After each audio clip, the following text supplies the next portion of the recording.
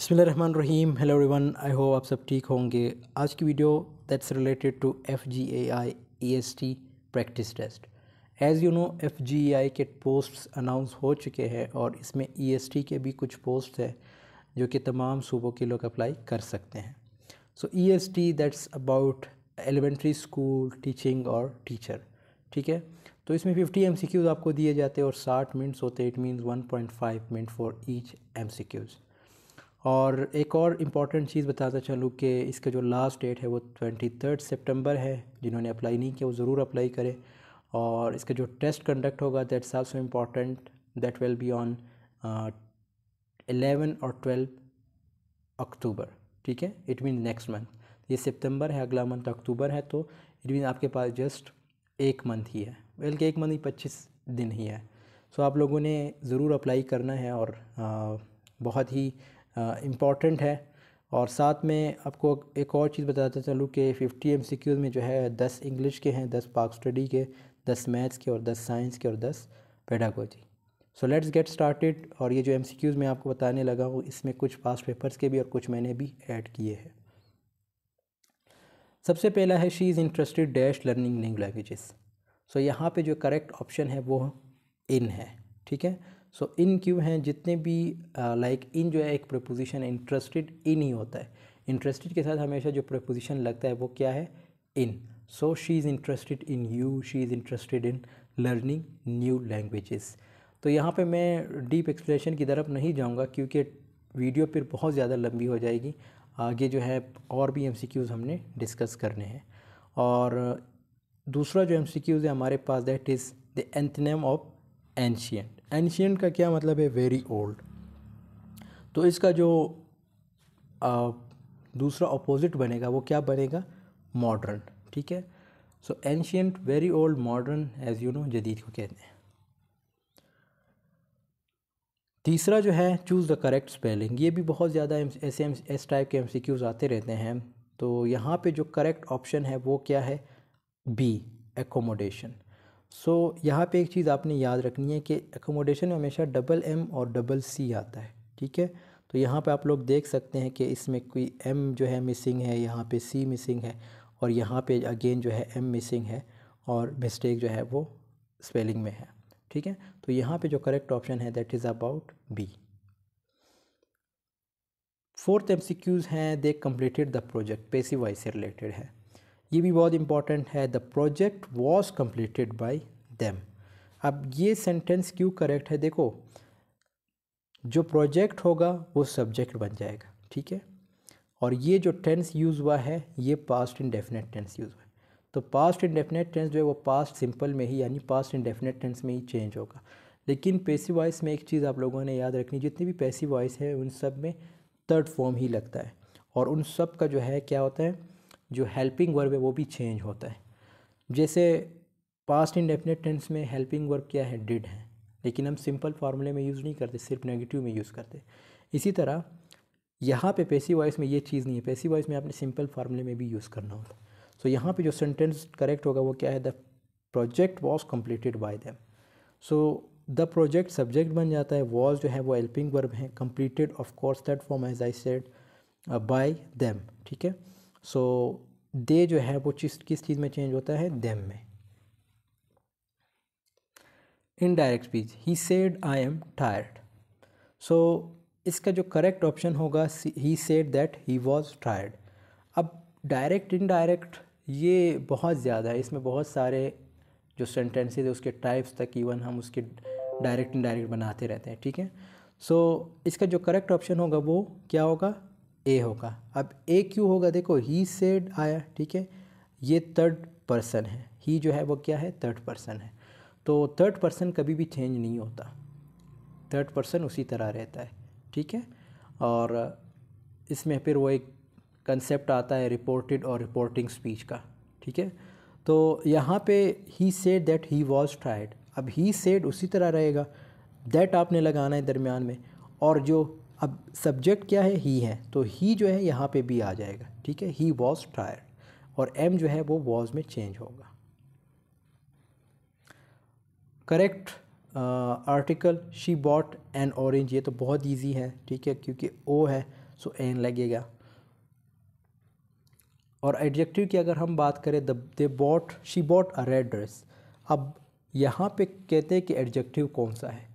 सो जितने भी कलर्स के नाम होते हैं वो सारे एडजेक्टिव है। और एडजेक्टिव किसकी क्वालिटी बताता है? ऑफ कोर्स नाउन की। सो यहाँ पे नाउन क्या है? ड्रेस है, ठीक है। तो रेड ड्रेस, रेड क्या है हमारे पास? एडजेक्टिव है, ठीक है। एडजेक्टिव किसकी क्वालिटी बताता है? हमें नाउन की बताता है, ठीक है। अब अपोजिट ऑफ एक्सपेंड क्या है? एक्सपेंड का जो अपोजिट होगा वो क्या होगा? कॉन्ट्रैक्ट, ठीक है। एक्सपेंड मीन्स फैलाना, कॉन्ट्रैक्ट ऑफ कोर्स हम भी उसी सेंस में ले लेते हैं। मीन्स किसी के साथ जब आप माहिदा करते हैं या जो भी है, ठीक है, तो वो किस फॉर्म में होता है? वो ऑफ कोर्स लाइक कॉन्ट्रैक्ट, इसे इंग्लिश वर्ड हम यूज़ करते हैं, वो भी एक लंबे अरसे तक चलता है। सो इट मीन्स इसका जो अपोजिट होगा वो कॉन्ट्रैक्ट ही होगा। उसके बाद है सिनोनिम ऑफ बेनिवोलेंट। बेनिवोलेंट का मतलब है काइंड, ठीक है, यानी रहम दिल को कहते हैं। तो यहाँ पे जो वर्ड यूज़ होगा वो क्या होगा? काइंड ही होगा, ठीक है। और अगर इसका हम एंटोनिम देखें तो एंटोनिम क्या होगा? क्रूल, ठीक है, जालिम। यहाँ पे क्या होगा? He has been working here since 2010। वो 2010 से यहाँ काम कर रहा है। फॉर हम कब यूज़ करते हैं? For duration of time. जैसे I am here for 5 minutes, मैं यहाँ सिर्फ 5 मिनट के लिए हूँ। He has been working for 5 minutes, वो 5 मिनट से काम कर रहा है। वो 1 घंटे से काम, he has been working for 1 hour, ठीक है। लेकिन सुबह से बारिश हो रही है, it has been running since morning, ठीक है। तो इसी तरह जैसे ये सेंटेंस है, he has been working here since 2010, वो 2010 से यहाँ काम कर रहा है। अब आते हैं जो पाक स्टडी है उसके एमसीक्यूज़ की तरफ। सबसे पहला कि ऑब्जेक्टिव रेजोल्यूशन कब पेश किया गया? 1949 में। लेकिन किसने पेश किया ये बताना है आपने। लियाकत अली ख़ान ने, ठीक है। सबसे पहले पीएम है, प्राइम मिनिस्टर है, जिसने ये जो ऑब्जेक्टिव रेजोल्यूशन है वो करारदाद जो है पेश किया था। First constitution of Pakistan was enforced in, सबसे पहला कॉन्स्टिट्यूशन कब बनाया गया था या इन्फोर्स किया गया था? वो 1956 में था। और अगर ये पूछे कि सबसे पहला मार्शल लॉ, वो 1958 में लगा था।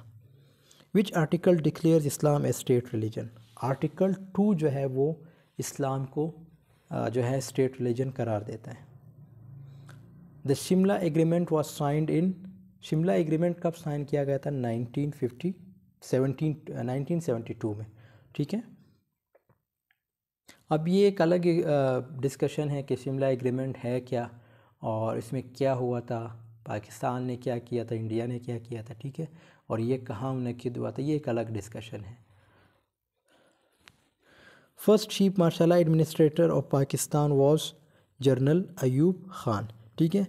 4 मार्शल पाकिस्तान में लग चुके हैं और सबसे पहला जो लगा था वो अयूब के दौर में लगा था और अयूब ख़ान ने ही लगाया था, ठीक है, जनरल अयूब ख़ान। बल्कि यहाँ पे देखो चारों के नाम भी मेंशन है। दूसरा जो है याया ख़ान, तीसरा जो है ज़ियाउल हक और चौथा जो है वो मुशर्रफ ने। तो यहाँ पे आपको चारों जो है एमसीक्यूज़ का पता चल गया होगा कि अगर आपसे ये पूछा जाए कि दूसरे माशाल्लाह किसने लगाया था, तीसरा किसने लगाया था, चौथा किसने लगाया था, तो आपको पता होना चाहिए। Pakistan became nuclear power in 1998। 1998 में 28 मई 1998 को पाकिस्तान जो है न्यूक्लियर पावर बना था। कौन से? चागी मीन्स बलूचिस्तान में। Durand line separates Pakistan from Afghanistan, ठीक है, तो अफ़गानिस्तान जो है वो करेक्ट ऑप्शन है। First Pakistani to preside over UN general assembly, वो कौन थे? ज़फ़रुल्लाह ख़ान थे। और who is called mother of Pakistan? Fatima Jinnah, Rana Liaquat Ali, ठीक है, बेगम शाहनवाज़, बेनज़ीर भुट्टो। तो यहाँ पे जो करेक्ट ऑप्शन है वो फ़ातिमा जिन्ना है। Pakistan left commonwealth in 1972 due to, Pakistan ने कॉमनवेल्थ क्यों छोड़ दिया था? उसकी रीज़न क्या थी? Recognition of Bangladesh. कॉमनवेल्थ ने किसको रिकग्नाइज़ किया था? बांग्लादेश को। सो इसलिए कॉमनवेल्थ जो है पाकिस्तान ने 1972 में जो है लीव कर दिया था। अभी यहाँ पे एक MCQ इस तरह भी बन सकता है कि पाकिस्तान ने कॉमनवेल्थ कब लीव किया था, डेट नहीं मेंशन होगी, जैसे यहाँ पे मेंशन है, यहाँ पे 4 आपको ऑप्शन दिया होगा, तो आपको 1972 ही लिखना है। अब ये मैथ है, सो मैथ ऑफ कोर्स इसके लिए आपके पास कैलकुलेटर या ये चीज़ें होनी चाहिए। तो यहाँ पे मैं सिर्फ आपको करेक्ट ऑप्शन बता सकता हूँ, ये कुछ MCQs ओल्ड पेपर से भी लिए गए हैं, ठीक है। सो सबसे पहला है कि 12 मल्टीप्लाई बाई 15 कितना बनता है। अगर इसको हम काउंट करें तो ये बन जाता है 180, ठीक है। आप लोग भी इसको काउंट कर लीजिएगा, ठीक है, 180 ही बनेगा। इसी तरह स्क्वायर रूट ऑफ 144 का कितना बनता है, इसका जो है 12 बनता है। और अ बुक कॉस्ट ₹200, और इसमें अगर आपको डिस्काउंट दिया जाता है 10%, तो एक बुक की कीमत अगर 200 है और उसमें आपको 10% डिस्काउंट दिया जाता है, तो फाइनल प्राइस कितना होगा, 190 नहीं बल्कि 180 होगा, ठीक है। 200 अगर प्राइस है तो अगर 10% डिस्काउंट दिया जाए तो इसकी जो एक्चुअल प्राइस बनेगी वो क्या होगी, 180 होगी। बहुत से लोग इसमें मिस्टेक करते 190 करेक्ट कर लेते, लेकिन ये गलत है। एवरेज ऑफ 10 एंड 20 कितना है, तो इसका जो एवरेज बनता है अगर हम कैलकुलेटर से करें तो इसका जो बनता है वो 15 बनता है, ठीक है। और MCQs अगर हम 25 देखें, 7 पावर 2 इज इक्वल टू कितना बनता है, सो इसका जो बनता है वो 49 बनता है। कितना बनता है, 49 बनता है। जिसे आप इसमें क्या करते हैं, 7 को 7 दफ़ा मल्टीप्लाई करते हैं, ठीक है, तो कितना बनता है 49। फिर 50 डिवाइडेड बाई 5 प्लस 5 कितना बनता है, ये हमारे पास अगर हम इसको कैलकुलेट करें तो ये बन जाता है 15, ठीक है। तो ये कितना बनता है 15। इसी तरह speed is equal to distance divided by time. If distance is equal to 60 kilometre and time is equal to 1 hour, तो स्पीड कितना होगा, 60 किलोमीटर पर आवर होगा, ठीक है। इसी तरह 1 डिवाइडेड बाई 2 ऑफ 200 कितना बनता है, इसका जो राइट ऑप्शन है वो 50 है। और फिर अगर हम रेशो की बात करें तो 2:5 इज इक्वल टू कितना बनता है, ये 0.4 बन जाता है। और लास्ट जो है वो parameter of square with side 6 centimetre is equal to कितना है, 24 सेंटीमीटर। ये मैंने बताया ना, ये मैथ है, इसमें आपको कैलकुलेटर की भी ज़रूरत पड़ सकती है और आपने ख़ुद इसको करना होता है, ठीक है। और इसके बाद हम आते हैं साइंस की तरफ। साइंस पोर्शन में क्या दिया जाता है, स्मॉलेस्ट यूनिट ऑफ लाइफ क्या है, ये तो बहुत इजी है, of course that is cell.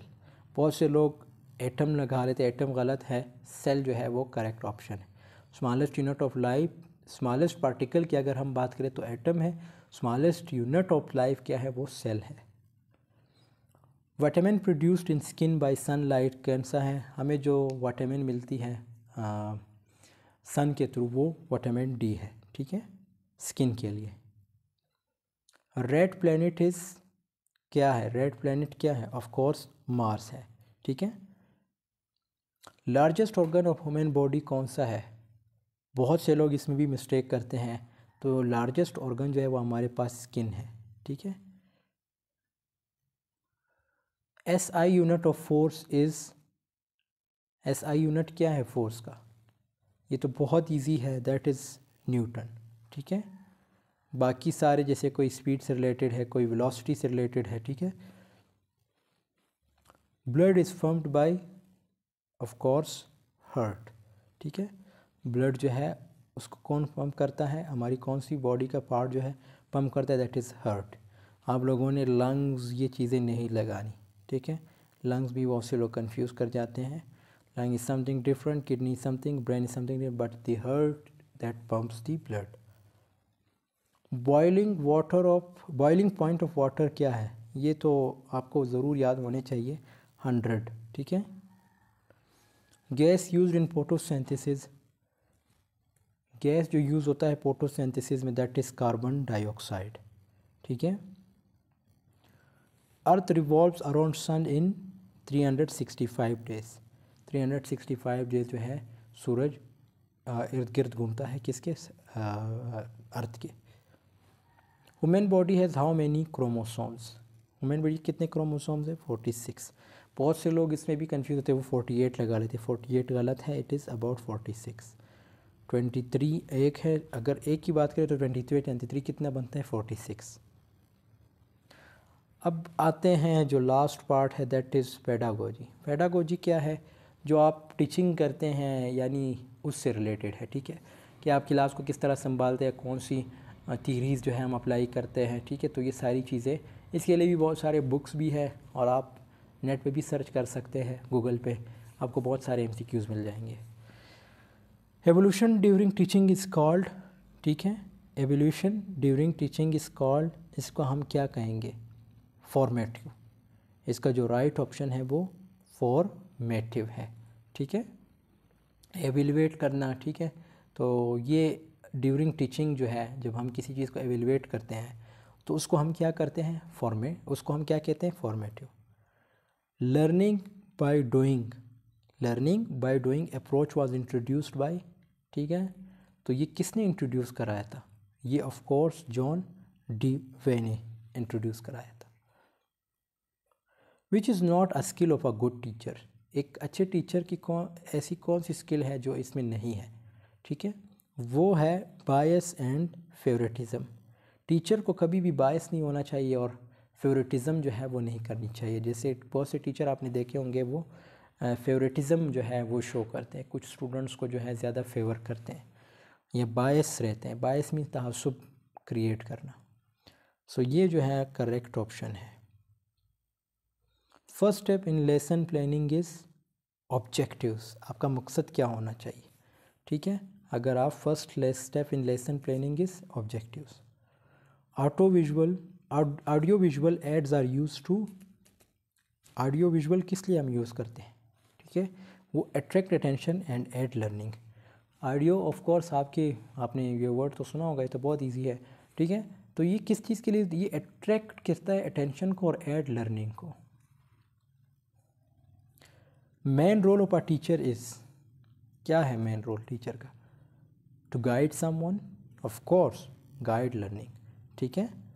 Students को पनिश तो नहीं करना, टीचर का ये रोल तो नहीं है, सिर्फ लेक्चर देना ये रोल तो नहीं है, गिव होमवर्क ये तो रोल तो नहीं है, ठीक है। टीचर का रोल क्या है, गाइड लर्निंग, यानी उसकी रहनुमाई करना किसी स्टूडेंट की। Blooms taxonomy has how many levels, इसके जो कितने लेवल्स हैं हमारे पास, वो 6 हैं। Child centred education focuses on students needs and interests, students needs and interest.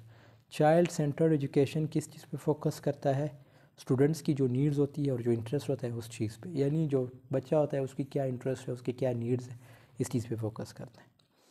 Best way to motivate students क्या है, प्रेज एंड इंकरेजमेंट, उनकी तारीफ़ करो और उनको हौसला दो, यही बेस्ट वे, ठीक है। पनिशमेंट बेस्ट वे नहीं है, स्ट्रिक्ट रूल्स, एक्स्ट्रा होमवर्क, ये बिल्कुल नहीं है।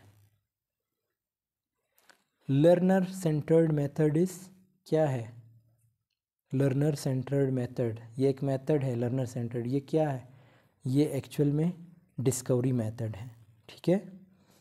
सो दोस्तों यहाँ पे वीडियो की एंडिंग होती है। आई होप आपको ये वीडियो पसंद आई होगी, पसंद आई तो ज़रूर लाइक कमेंट शेयर कीजिएगा, और कोई भी हेल्प चाहिए हो तो आप मुझसे व्हाट्सएप पे भी रब्ता कर सकते हैं। व्हाट्सएप नंबर आपको मेरे चैनल पे मिल जाएगा। See in the next video, take care of yourself, अल्लाह हाफ़िज़।